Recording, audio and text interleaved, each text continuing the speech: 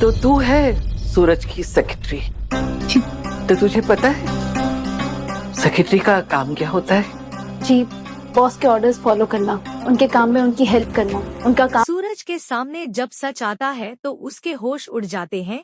जी हाँ दोस्तों, कहानी अब उस मोड़ पर पहुंच चुकी है जहां हर रिश्ता एक बड़ी परीक्षा से गुजरने वाला है। जैसे ही सूरज की ताई माँ को ये पता चलता है कि उसके ऑफिस में काम करने वाली नई सेक्रेटरी कोई और नहीं बल्कि ईशा है, उनका गुस्सा फूट पड़ता है। उनके लिए ये सिर्फ एक लड़की का लौटना नहीं था बल्कि सूरज के पुराने जख्मों का फिर से हरा होना था। वो तुरंत सूरज को बुलाती है और उससे एक सख्त वादा लेती है, तुम्हें ईशा को इस नौकरी से निकालना ही होगा। सूरज जो पहले ही अपने अतीत से भाग रहा था, मजबूरी में ये वादा कर देता है, लेकिन किस्मत को कुछ और ही मंजूर था। एक छोटी सी पायल जो गलती से फाइलों में उलझ जाती है और सूरज के घर तक पहुंच जाती है। जैसे ही ताई माँ उस पायल को देखती है वो तुरंत पहचान जाती है ये ईशा की है। अब शक पूरी तरह यकीन में बदल चुका था। उधर दूसरी तरफ एक और बड़ा राज खुलता है। बंटी रिया को फोन पर बता देता है कि सूरज की नई सेक्रेटरी ईशा ही है और ये बात ताई माँ सुन लेती है।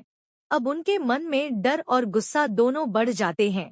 उन्हें लगता है कि बड़ी मुश्किल से सूरज आगे बढ़ा था, लेकिन ईशा का लौटना उसे फिर से कमजोर बना देगा। बस इसी डर में वो सूरज को आदेश देती है, उसे तुरंत ऑफिस से निकालो। सूरज कोशिश करता है, वो ईशा को परेशान करता है, कभी मुश्किल काम देकर तो कभी डांटकर, ताकि वो खुद ही नौकरी छोड़ दे। लेकिन ईशा अब पहले वाली नहीं रही। उसके लिए ये नौकरी सिर्फ काम नहीं बल्कि सूरज के करीब रहने का आखिरी सहारा है। वो हर तकलीफ सहती है लेकिन हार नहीं मानती। और फिर आता है सबसे बड़ा धमाका। ताई माँ खुद ऑफिस पहुंच जाती है। पूरा ऑफिस सन्न रह जाता है जब वो सीधे ईशा के सामने खड़ी होती है और गुस्से में कहती है, दूर रहो मेरे सूरज से। इतना ही नहीं, वो ईशा का हाथ पकड़कर उसे ऑफिस से बाहर खींचने लगती है। ये सब देखकर सूरज भी हैरान रह जाता है। एक तरफ उसका दिया हुआ वादा और दूसरी तरफ उसका दिल जो फिर से ईशा के लिए धड़कने लगा है।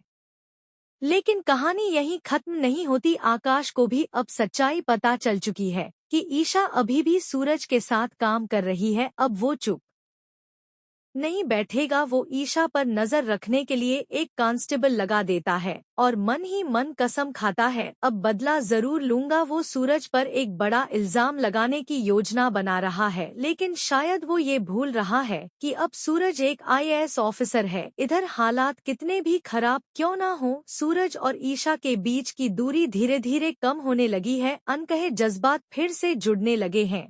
अब सबसे बड़ा सवाल ये है, क्या सूरज अपने दिल की सुनेगा या ताई माँ के दबाव में आकर ईशा को हमेशा के लिए खो देगा? और क्या आकाश की साजिश कामयाब होगी या सच सामने आकर सब कुछ बदल देगा? लाइक, कमेंट और शेयर जरूर करें और चैनल को सब्सक्राइब करना बिल्कुल ना भूलें।